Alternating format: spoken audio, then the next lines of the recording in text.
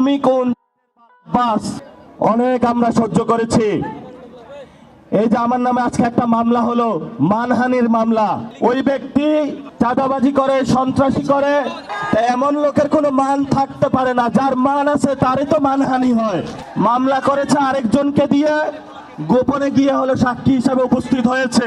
এগুলাকে আমরা বলবো গুপ্ত। আপনি ঢাকা হাটে ফেল করেছেন, লিখে রাখুন জনাব আব্বাস। আপনাকে তারেক জিয়া এসে রক্ষা করেছে। তারেক জিয়া যদি এসে রক্ষা না করত, তাহলে আপনি মির্জা আব্বাসের ছুনোপুটিও আমরা ঢাকা হাটে খুঁজে পাইতাম না। হালে পানি আছে, এখনো বেঁচে থাকার সুযোগ আছে। ভদ্র হন, ভদ্র হতে শিখুন। আমরা সভ্য সমাজে বসবাস করি। অসভ্য আচরণ করবেন না। অসভ্য আচরণ যদি করেন, কিভাবে আপনাকে সভ্য করতে হয়, আপনাদেরকে সভ্য করতে হয়, এটা আমাদের ভালো করে জানা আছে। ওরা আমাদের ভয় দেখায়, আমরা এক আল্লাহ ছাড়া কারো কাছে ভয় পাই না। মামলা হামলা অনেক আগে পার করেছি। শেখ হাসিনার আমলে রিমান্ডে নিয়ে আমাকে মাথা নিচের দিকে দিয়ে, পা উপর দিকে দিয়ে সারা রাত নির্যাতন করেছিল। কখনো আপোষ করার চেষ্টা করি নাই। তুমি কোন বাস? তুমি আসছো এখানে মামলা করতে? গুনার টাইম নাই। সিনিয়র সিটিজেন আসেন, সিনিয়র সিটিজেন আছেন, আমরা সম্মান করতে চাই। কিন্তু নিজের সম্মান যদি না রাখতে পারেন, তাহলে এই যারা ইয়াং জেনারেশন আছে, জেনজিরা আছে, আপনার পুরা সম্মানের চাদর খুলে বুড়িগঙ্গায় নিক্ষেপ করবে। আমরা ধৈর্য ধারণ করতেছি। আমরা শান্তিতে বিশ্বাস করি, আমরা গণতন্ত্রে বিশ্বাস করি। ওই দিন নির্বাচনের দিন আমি যদি সেইখানে কনফ্রন্টেশনে যেতাম, হাজার হাজার স্টুডেন্ট হসপিটালে থাকতো। আমি গণতন্ত্রে বিশ্বাস করেছি, কিন্তু গণতন্ত্রের নামে আপনারা ইঞ্জিনিয়ারিং করেছেন। আমরা এখনো সহ্য করছি। দ্রুত রিফর্ম অ্যাসেম্বলি করেন, দ্রুত বাংলাদেশের সংস্কার বাস্তবায়ন করেন, দ্রুত বাংলাদেশে শহীদদের বিচার বুঝিয়ে দেন, আহতদের বিচার বুঝিয়ে দেন, শহীদ ওসমান হাদি ভাইয়ের বিচার বুঝিয়ে দেন, ধর্ষণ বন্ধ করেন। নরসিংদীতে গতকাল একটি ধর্ষণ হয়েছে।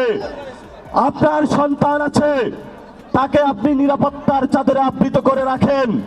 আমার সন্তান, আমার মা বোনের যেদিন নিরাপত্তা দিতে পারবেন, সেদিনই আপনি জনতার প্রধানমন্ত্রী হবেন। এর আগে হবেন না, হবেন না।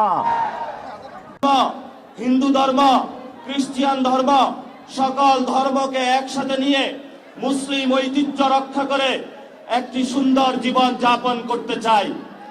এই জীবন যাপনের বিরুদ্ধে যদি আপনারা জিয়াউর রহমান, খালেদা জিয়ার পথ থেকে সরে গিয়ে দাঁড়াতে চান, তাহলে আপনাদেরকে বাংলাদেশের মানুষ আস্থা করে নিক্ষেপ করবে, যেভাবে শেখ হাসিনাকে নিক্ষেপ করেছিল। এজন্য তারেক রহমানকে আমরা অনুরোধ করব, আপনি যেভাবেই ক্ষমতায় আসুন না কেন, ভারতের সাথে হয়তো চুক্তি করে এসেছেন, এখন তো ক্ষমতায় অধিষ্ঠিত হয়েছেন, এখন একটু চুক্তিটা ভঙ্গ করে দেন। যদি আপনাকে ক্ষমতায় থাকতে হয়, ভারতের সাথে নয়, বাংলাদেশের মানুষের সাথেই থাকতে হবে ইনশাআল্লাহ। আপনাকে রিফর্ম অ্যাসেম্বলি গঠন করতে হবে। 12 তারিখে সংসদ অধিবেশন বসতেছে। আমরা সরকারকে অনুরোধ জানাবো, দ্রুত গতিতে বাংলাদেশের মানুষ যে জনরায় দিয়েছে সে অনুযায়ী রিফর্ম অ্যাসেম্বলি করুন, এবং আমাদেরকে যারা খুন করেছিল, শেখ হাসিনাকে ভারত থেকে নিয়ে এসেছে, বাংলাদেশে ফাঁসির কাস্টে ঝুলান। তাহলে আমরা বুঝতে পারবো আপনি শহীদ জিয়াউর রহমানের ছেলে, না হলে আপনার সেই জায়গাটা ভরসা পাবো না। শহীদ জিয়াউর রহমানের যদি ছেলে হয়ে থাকেন, আপনার বাপকে যারা হত্যা করেছিল, খালেদা জিয়াকে হত্যা করেছিল যারা, আপনার মেরুদণ্ড যারা ভেঙেছিল, তাদের সাথে আপনি আঘাত করবেন না। তাদের সাথে যদি আঘাত করেন, তাহলে বিএনপির যারা নেতাকর্মী রয়েছে, তারাই বিদ্রোহের পতাকা বাংলাদেশ উত্থাপন করবে। অনেক আমরা সহ্য করেছি। এই যে আমার নামে আজকে একটা মামলা হলো, মানহানির মামলা। ওই ব্যক্তি চাঁদাবাজি করে, সন্ত্রাসী করে, এমন লোকের কোনো মান থাকতে পারে না। যার মান আছে তারই তো মানহানি হয়। মামলা করেছে আরেকজনকে দিয়ে, গোপনে গিয়ে হলো সাক্ষী হিসাবে উপস্থিত হয়েছে। এগুলাকে আমরা বলবো গুপ্ত।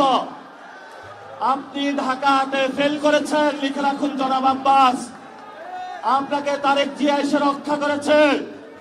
তারেক জিয়া যদি এসে রক্ষা না করত, তাহলে আপনি মির্জা আব্বাসের ছুনোপুটিও আমরা ঢাকা হাটে খুঁজে পাইতাম না। হালে পানি আছে, এখনো বেঁচে থাকার সুযোগ আছে। ভদ্র হন, ভদ্র হতে শিখুন। আমরা সভ্য সমাজে বসবাস করি। অসভ্য আচরণ করবেন না। অসভ্য আচরণ যদি করেন, কিভাবে আপনাকে সভ্য করতে হয়, আপনাদেরকে সভ্য করতে হয়, এটা আমাদের ভালো করে জানা আছে। ওরা আমাদের ভয় দেখায়। আমরা এক আল্লাহ ছাড়া কারো কাছে ভয় পাই না। মামলা হামলা অনেক আগেই পার করেছি। শেখ হাসিনার আমলে রিমান্ডে নিয়ে আমাকে মাথা নিচের দিকে দিয়ে, পা উপর দিকে দিয়ে সারা রাত নির্যাতন করেছিল। কখনো আপোষ করার চেষ্টা করি নাই। তুমি কোন চ্যাটের বাল আব্বাস? তুমি আসছো এখানে মামলা করতে? গুনার টাইম নাই। সিনিয়র সিটিজেন আসেন, সিনিয়র সিটিজেন আসেন। আমরা সম্মান করতে চাই, কিন্তু নিজের সম্মান যদি না রাখতে পারেন, তাহলে এই যারা ইয়াং জেনারেশন আছে, জেনজিরা আছে, আপনার পুরা সম্মানের চাদর খুলে বুড়িগঙ্গায় নিক্ষেপ করবে। আমরা ধৈর্য ধারণ করতেছি। আমরা শান্তিতে বিশ্বাস করি, আমরা গণতন্ত্রে বিশ্বাস করি। ওই দিন নির্বাচনের দিন আমি যদি সেইখানে কনফ্রন্টেশনে যেতাম, হাজার হাজার স্টুডেন্ট হসপিটালে থাকতো। আমি গণতন্ত্রে বিশ্বাস করেছি, কিন্তু গণতন্ত্রের নামে আপনারা ইঞ্জিনিয়ারিং করেছেন। আমরা এখনো সহ্য করছি।